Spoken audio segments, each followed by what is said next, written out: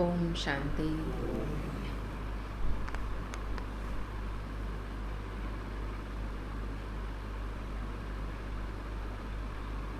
आज प्यारे बाप दादा के महावाक्य हैं। बाबा ने बोला, मीठे बच्चे, दिल से बाबा बाबा कहते रहो तो अपार खुशी होगी। क्या कहना है?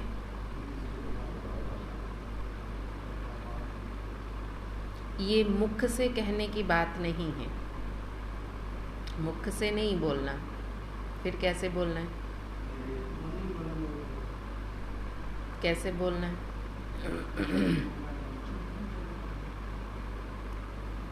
अंदर में सिमरन चलता रहे तो सब कलह कलेश मिट जाएंगे।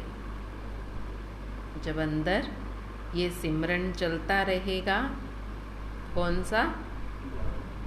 मेरा बाबा, बाबा मेरा है, मैं बाबा की हूँ, तो बाबा कह रहे हैं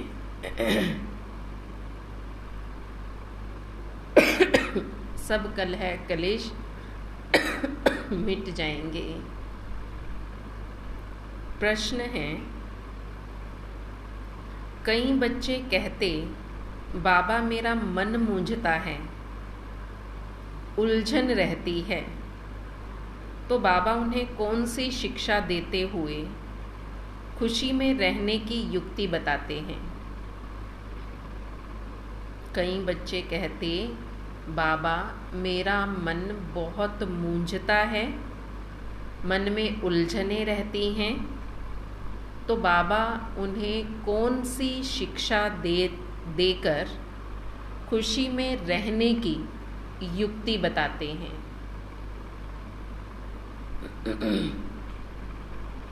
बाबा ने कहा, बाबा कहते बच्चे, तुम यह शब्द ही रोंग बोलते हो। कौन सा? मेरा मन मूंझता है या मेरा मन उलझता है। ये कहना ही गलत है। क्यों? जब बाबा से बुद्धि का योग है, मन बाबा में लगा हुआ है, तो मन में सिवाय बाबा के और कोई है ही नहीं। जब मन में बाबा है तो मन उलझेगा व मूंझेगा ही नहीं। तो बाबा कहते बाप से बुद्धि योग टूटता है, तब बुद्धि भटक जाती है और फिर उदासी आ जाती है। इसलिए बाबा युक्ति बताते, बच्चे अपना चार्ट रखो। इसलिए बाबा युक्ति बता रहे हैं खुश रहने की, मन उदास ना हो, मन उलझनों में ना हो, उसके लिए बाबा युक्ति बता रहे हैं। बच्चे अपना चार्ट रखो, अंदर में बाबा बाबा बाबा का सिमरन करते रहो और हर कदम पर क्या करो? और क्या करें? हर कदम पर श्रीमत लो तो उलझने खत्म हो जाएंगी। हर कदम बाबा की श्रीमत पर चलना है। जब बाबा की श्रीमत पर चलेंगे तो उलझने खत्म हो जाएंगी। आज का गीत है, बनवारी रे जीने का सहारा तेरा नाम। ओम शांति। निराकार भगवानुवाच, निराकार बच्चों प्रति। निराकार भगवानुवाच किस द्वारा? इस लोन लिए हुए तन द्वारा। निराकार भगवानुवाच, भगवान कैसे बोलते हैं? इस साकार तन द्वारा, इस लोन लिए हुए तन के द्वारा। समझाया गया है निराकार परमपिता परमात्मा का कोई शारीरिक नाम नहीं है। बाकी जो भी मनुष्य मात्र हैं उनका शारीरिक नाम पड़ता है, उस नाम से बुलाया जाता है। यहाँ फिर निराकार बाप निराकार बच्चों को कहते हैं, इस शरीर को भूल जाओ। तुम आत्माओं को यह शरीर छोड़कर मेरे पास आना है। अभी तुमको इस मृत्यु लोक में जन्म नहीं लेना है।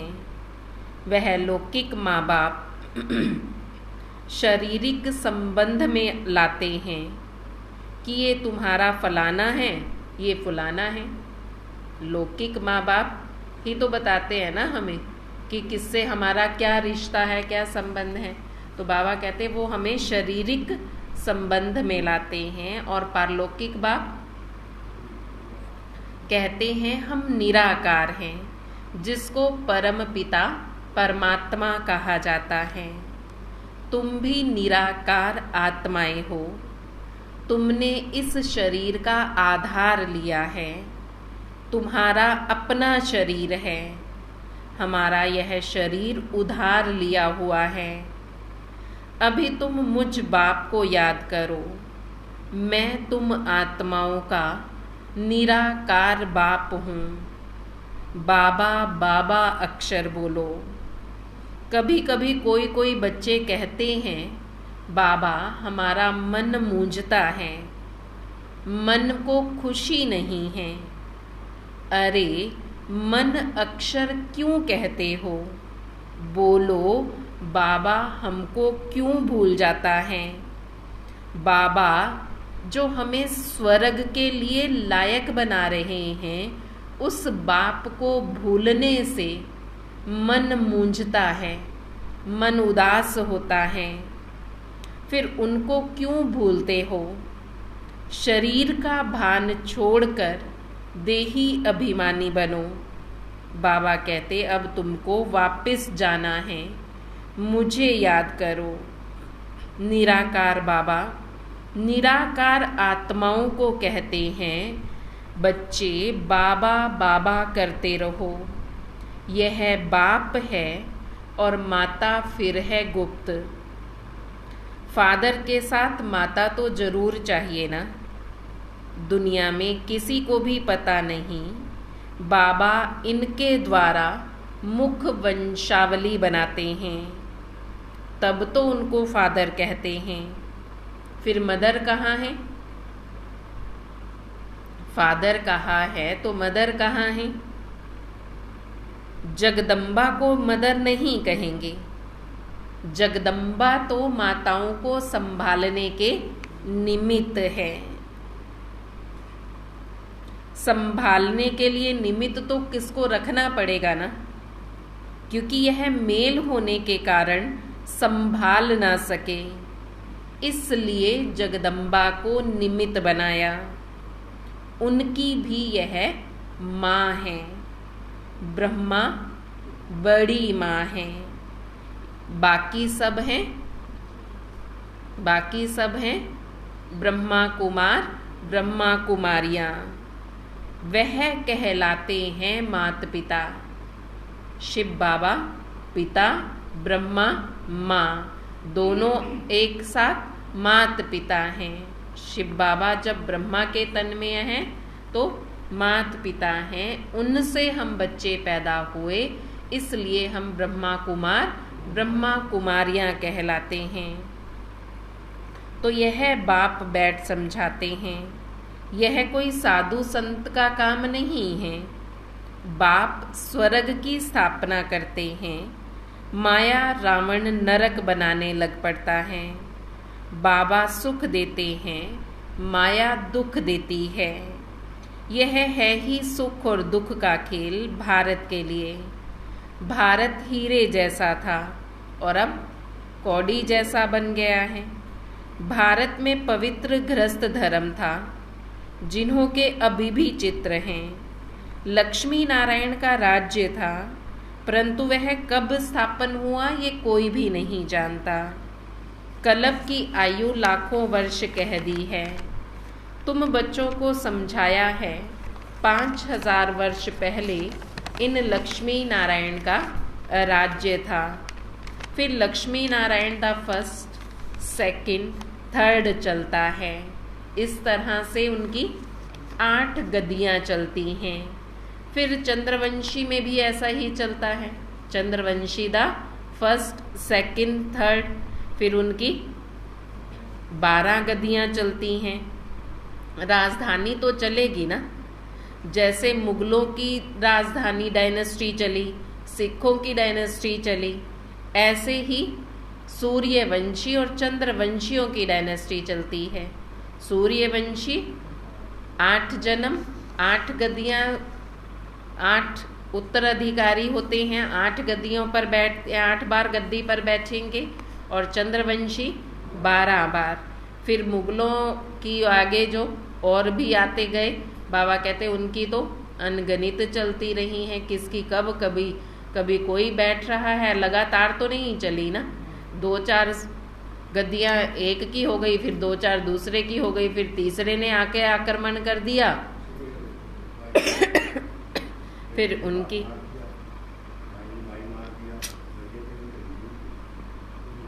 अब बच्चों को समझाया जाता है 5000 वर्ष पहले भारत में श्री लक्ष्मी, श्री नारायण का राज्य था। वर्ल्ड ऑलमाइटी अथॉरिटी गवर्नमेंट थी। वह बाप ही बनाते हैं। भारतवासी मांगते भी यहाँ हैं। अभी तो राजाई है ही नहीं, ना कोई किंग है ना क्वीन है। यहाँ है प्रजा का प्रजा पर राज्य। क्षण भंगूर का इसमें कोई सुख नहीं। जितना समय पास होता जाता दुख जास्ती होता जाएगा। इसको कहते मृग तृष्णा समान सुख। शास्त्रों में द्रौपदी और दुर्योधन का एक मिसाल भी है। वास्तव में ऐसे है नहीं, यह सब बातें बैठकर बनाई हुई हैं। यहाँ तो सब रुण्य के पानी मिसल मृग तृष्णा समान राज्य है। वास्तव में है भी नहीं। राज्य मिला और ही दुखी होते जाते हैं। ब्रिटिश गवर्नमेंट के समय इतना दुख नहीं था, तब बहुत सस्ताई थी। अभी तो हर चीज देखो कितनी महंगी हो गई है। कभी अकाल पड़ जाता है, कभी मूसलाधार बरसात हो जाती है, कभी अर्थक्वेक आ जाता है। ये सब सामने और जास्ती आएंगे। मनुष्य देखो पानी के लिए भी कितना हैरान होते हैं। अभी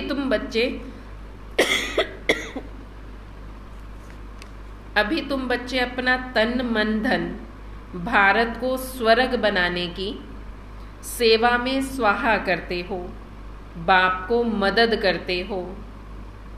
बाप फिर world almighty authority, one government, one राज्य स्थापन करते हैं।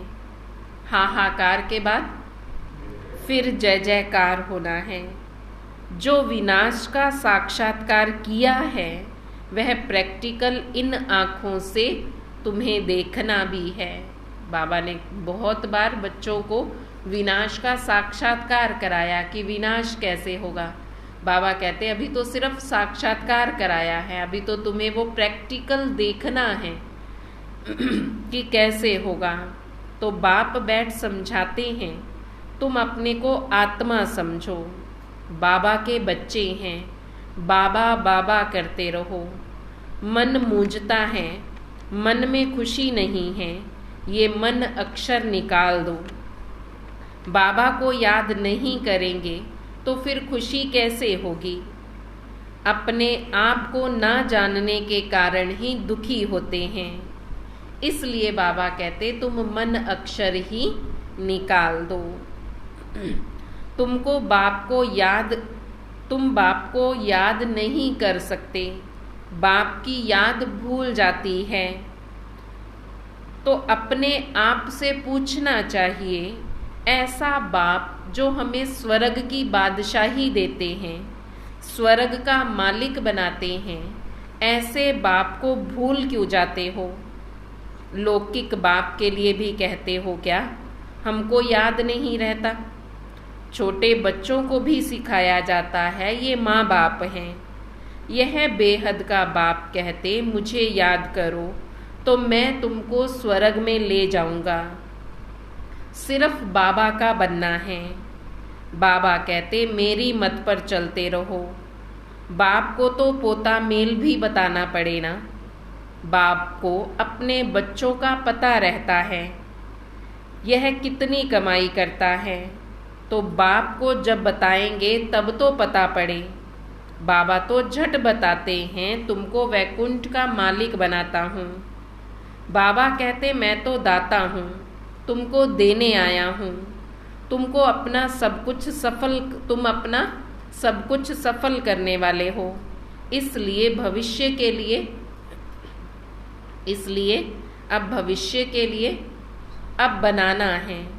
जो जितना सफल करेंगे उन्हें उतनी बड़ी वैकुंठ की बादशाही भी मिलेगी। सब लेन देन का हिसाब है।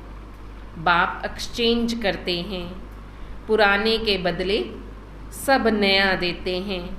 यह तो फर्स्ट क्लास ग्राहक है। एक हाथ दो दूसरे हाथ लो, जो देंगे उनको ही तो मिलेगा ना। बाप पक्का व्यापारी है। बिजनेसमैन जो पक्के होते हैं वो ऐसे ही किसको देते थोड़े ही हैं। कोई किसको ना दे तो कहेंगे ना पक्का बिजनेसमैन है कि पूरा हिसाब रखता है। तो बाबा कहते मैं भी पक्का हिसाब रखता हूँ, पूरा बिजनेसमैन हूँ। जितना तुम दोगे उतना ही दूंगा। एक हाथ दो एक हाथ लो।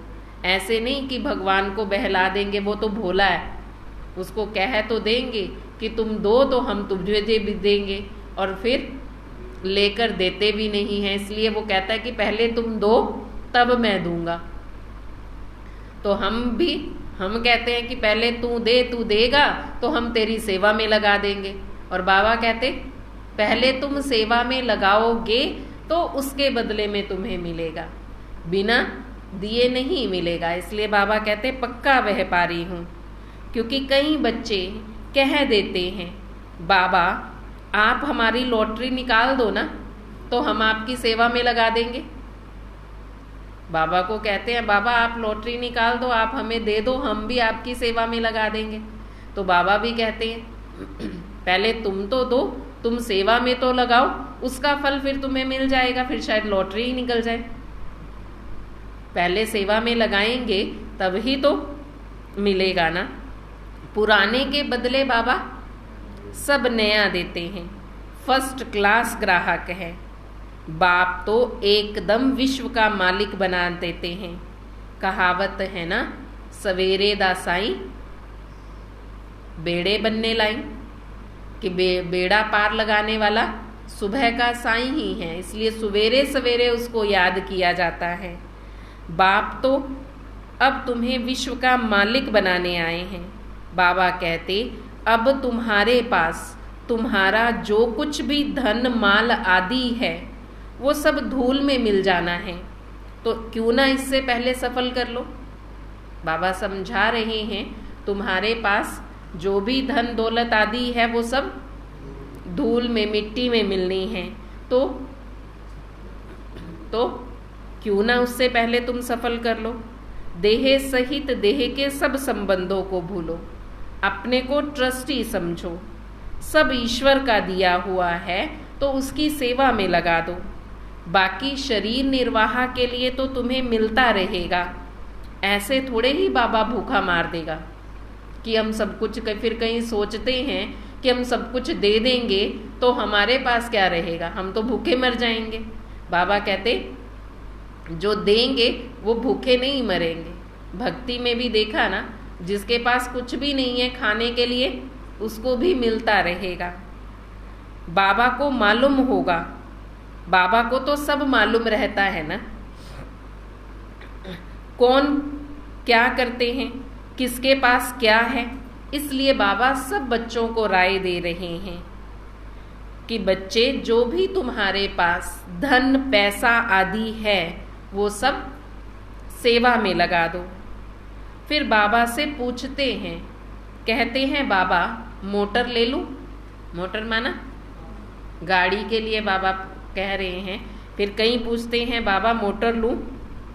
बाबा कहते अच्छा पैसे हैं तो भल मोटर लो, मकान बनाओ और अच्छा बनाओ, पर राय देता हूँ पैसे हैं तो खूब मकान बनाओ, एरोप्लेन में भी घूमो, सुख लो, परंतु उसके साथ साथ सेवा भी करो।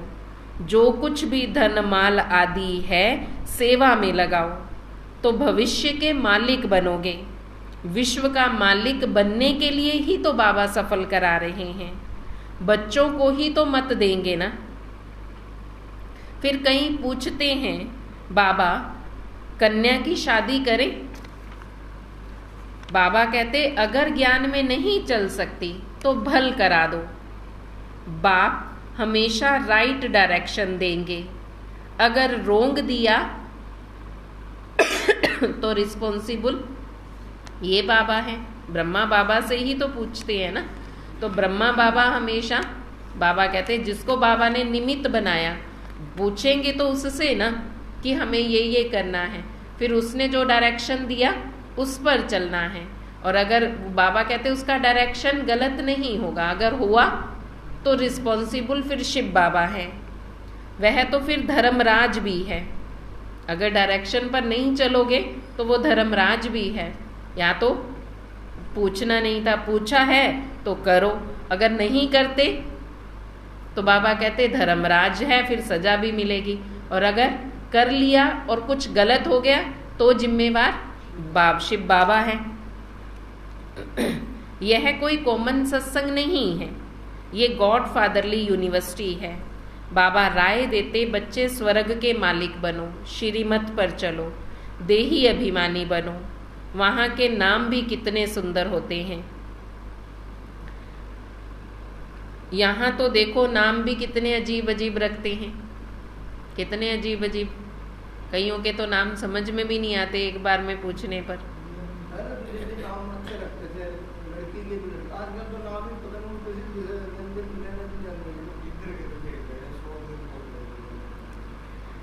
बसरमल, अब ये कोई नाम हुआ? वहाँ तो राम कृष्ण ऐसे नाम रखे जाते हैं। श्री का टाइटल जब श्रेष्ठ बनते हैं तब मिलता है। यहाँ तो कुत्ते बिल्ली को भी श्री का टाइटल दे देते हैं। तो बाप समझाते ये पुरानी छीछी दुनिया है, ये सब खत्म हो जाना है, अब तुम मेरी श्रीमत पर चलो। श्रीमत भागवत गीता है मुख्य, बाकी वेद शास्त्र आदि तो अनेक हैं। बाप ब्राह्मण से देवता, सो क्षत्रिय, सो वैश्य, सो शूद्र, सो ब्राह्मण बनाने आए हैं। बाप तो 3 धर्म स्थापन करते हैं, ब्राह्मण, देवता और क्षत्रिय। फिर इब्राहिम आते हैं तो इस्लाम धर्म बनता है, फिर उनका शास्त्र बनता है। अच्छा, वेद किस धर्म का शास्त्र है? कुछ भी पता नहीं, हिंदू कह देते हैं। सन्यास धर्म का शास्त्र कोई वेद नहीं है। अगर वेद शास्त्र हैं तो वही पढ़ें। फिर गीता क्यों उठाते हैं? क्रिश्चियन लोग सियाने हैं, वो एक अपनी बाइबल ही पढ़ते और सुनाते हैं, दूसरे धर्म का शास्त्र कभी नहीं लेंगे। भारतवासी तो सबको गुरु करते रहेंगे। बाबा ने समझाया था जब कोई 4-5 इकट्ठे आए तो हर एक को अलग अलग समझाना चाहिए। जैसे पहले तुम अलग अलग बैठकर समझाते थे, ऐसे अब भी समझाएंगे तो उनकी नब्ज का पता पड़ेगा। पहले फार्म भराना है, क्योंकि हर एक की बीमारी अलग अलग है। वैद्य लोग एक एक को बुलाकर नब्ज देखकर दवा देते हैं। निश्चय करना है हम आत्मा हैं, आत्मा ही सुनती है, आत्मा ही पतित बनती है। आत्मा को निर्लेप कहना यह तो झूठ बात है। आत्मा जैसा कर्म करती है वैसा फल मिलता है। कहते हैं ना इनके कर्म ऐसे किए हुए हैं। अभी बाबा हमको कर्म ऐसा अच्छा सिखलाते हैं जो 21 जन्म हम सुखी रहेंगे। कर्मों की गति है ना। सतयुग में तो कर्म अकर्म हो जाता है, विकर्म कोई होता नहीं। विकर्म कराने वाली माया ही नहीं होती। राजधानी स्थापन होती है तो जरूर तुम वर्षा तो पाएंगे। कर्मातीत अवस्था को पाना है। जन्म जन्मांतर के पाप सिर पर हैं। गंगा स्नान व जप तप आदि करने से विकर्म विनाश नहीं होंगे। विकर्म विनाश योग अग्नि से होते हैं। अंत में सबका हिसाब किताब चुकतू होगा नंबरवार। चुकतू नहीं होगा तो सजा खानी पड़ेगी। चुकतू करना है बाप की याद से। याद नहीं करते तब आत्मा मुरझाती है। बाबा कहते मेरे को याद नहीं करेंगे तो माया वार करेगी। जितना हो सके याद करो। कम से कम 8 घंटे तक याद रहेगी तो तुम पास हो जाएंगे। चार्ट रखो। तूफान तब आते हैं जब अपने को आत्मा समझ बाप को याद नहीं करते हो। गाते भी हैं सिमर सिमर सुख पाओ। अंदर सिमरन करना है, चुप रहना है। राम राम व शिव शिव कहना नहीं है। याद से तुम्हारे कलह कलेश मिट जाएंगे। तुम निरोगी बन जाएंगे। सीधी सी बात है। बाप को भूलने से ही माया का थप्पड़ लगता है। बाबा कहते हैं रहो भल ग्रस्त व्यवहार में। कदम कदम पर बाबा से राय पूछते रहो। कहाँ पाप का काम ना हो जाए। कन्या ज्ञान में नहीं आती तो उनको देना ही पड़े। बच्चा अगर पवित्र नहीं रह सकता तो अपना कमा सकता है। वो जाकर आप पे ही अपनी शादी करे। कहीं फिर बाप की मलकियत पर बड़ा झगड़ा करते हैं। पूरा समाचार नहीं देते हैं। वह हुए सौतेले। मातेले हर बात बाबा को जरूर बताएंगे। बाबा को समाचार नहीं देते तो बाबा कहते उनको सौतेले कहेंगे। जो बाप को पूरा समाचार देंगे वो मातेले हैं। बाबा को समाचार दोगे ही नहीं तो बाबा को पता कैसे चलेगा। यहाँ तुम्हारा चेहरा हर्षित मुख होगा तब वहाँ तुम सदा हर्षित मुख रहेंगे। बिरला मंदिर में लक्ष्मी नारायण का फर्स्ट क्लास चित्र है, परंतु जानते नहीं कि ये कब आए थे। अभी वह भारत का राज्य कहाँ गया, तुम जाकर समझा सकते हो। पहले थी सतो प्रधान अव्यभिचारी भक्ति, फिर बाद में अव्यभिचारी रजो तमो प्रधान भक्ति होती है। आगे तो परमात्मा को बेअंत कहते थे, अभी कहते हैं सब ईश्वर ही ईश्वर है। तुमको इसको तमो प्रधान कहा जाता है, तो ऐसे नहीं कहना चाहिए कि हमारा मन नहीं लगता। यह तुम क्या कहते हो। बाप को भूलने से ही ये हालत होती है। बाप को याद करो तो खुशी का पारा चढ़ा रहेगा। बाप को याद करने से बड़ी भारी कमाई है। सारी रात बाप को याद करो। नींद को जीतने वाले बनो। गाते आए हो बलिहारी जाऊं। अब कहते हैं मैं आया हूं तो मामेकम याद करो। मुझ आत्मा का बाप वह है, उनको याद करना है। इससे ममत्व मिट जाना चाहिए। नष्टो मोहाबन एक के साथ बुद्धि लगानी है तो पक्के हो जाएंगे। मुझे अब नए घर जाना है, पुराने घर से क्या ममत्व रखें। नया मकान बनाना है, बनाया जाता है तो फिर पुराने से दिल हट जाती है। बाबा कहते देह सहित सब कुछ यह पुराना है। अब बाप और वर्षे को याद करो। इस पढ़ाई से हम प्रिंस प्रिंसेस जाकर बनेंगे सतयुग में। सेकंड में बाबा प्रत्यक्ष फल देते हैं। यह है प्रिंस प्रिंसेस बनने की कॉलेज। प्रिंस प्रिंसेस का कॉलेज यहाँ है, यहाँ ही बनकर जाएंगे। प्रिंस प्रिंसेस के बाद ही तो राजा बनेंगे ना। अब तुम यहाँ आए ही हो सतयुग के प्रिंस प्रिंसेस बनने के लिए। जो अच्छी रीति पुरुषार्थ करेंगे, पढ़ेंगे, वही प्रिंस प्रिंसेस बनेंगे। अच्छा, बाप दादा मीठी मीठी मम्मा का सिकी लदे बच्चों को याद प्यार और गुड मॉर्निंग। रूहानी बाप की रूहानी बच्चों को नमस्ते। रूहानी बच्चों की रूहानी बाप दादा को दिल व जान सिक व प्रेम से नमस्ते नमस्ते नमस्ते जी। धारणा के लिए मुख्य सार है, भारत को स्वर्ग बनाने की सेवा में अपना तन मन धन स्वाहा करना है। बाप का पूरा पूरा मददगार बनना है।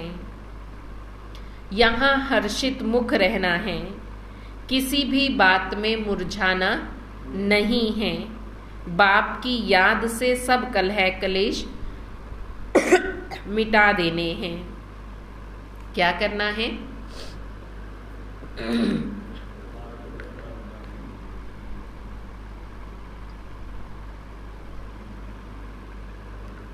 क्या करना है?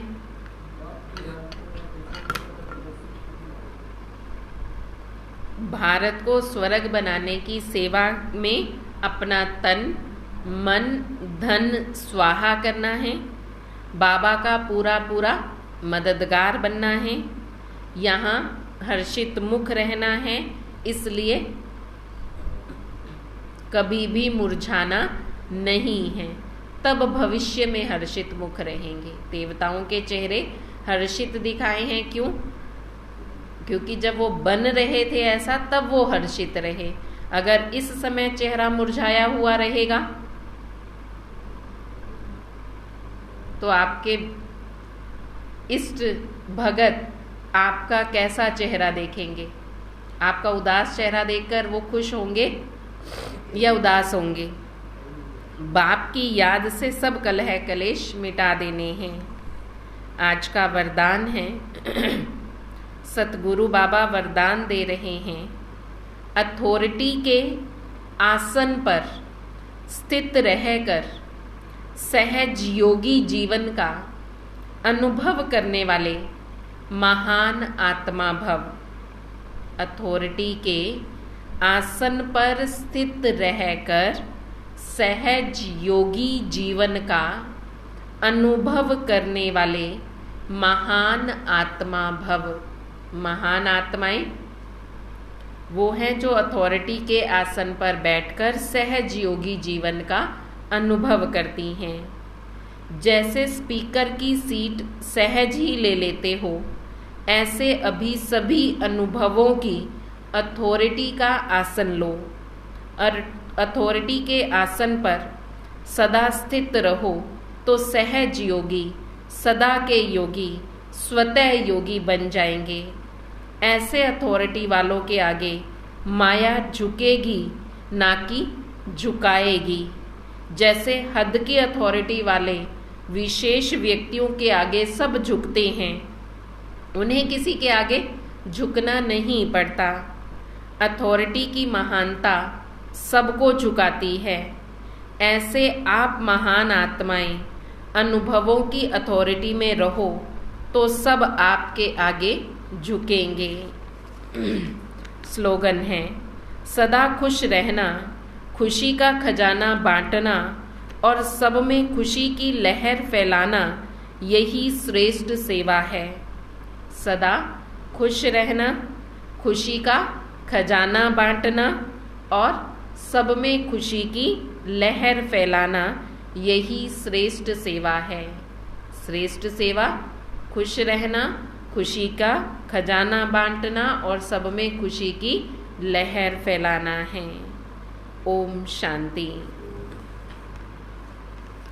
जून मास जैसे जनवरी मास ब्रह्मा बाबा का दिन होता है, ऐसे ही जून मम्मा का दिन होता है।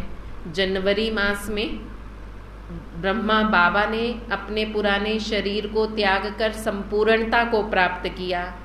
तो जून मास में मम्मा ने अपने पुराने शरीर को त्याग कर संपूर्णता को प्राप्त किया।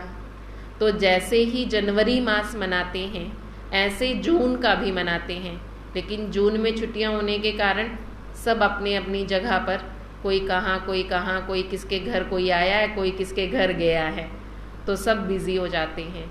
लेकिन बहुत सारे आश्रमों पर जैसे जनवरी में योग भट्टी रखी जाती है, ऐसे जून में भी योग भट्टी रखी जाती है कि मम्मा समान बनना है। तो मम्मा का दिन 24 जून है। 24 जून 65 में मम्मा ने अपने इस पुराने शरीर का त्याग करके संपूर्णता को प्राप्त किया।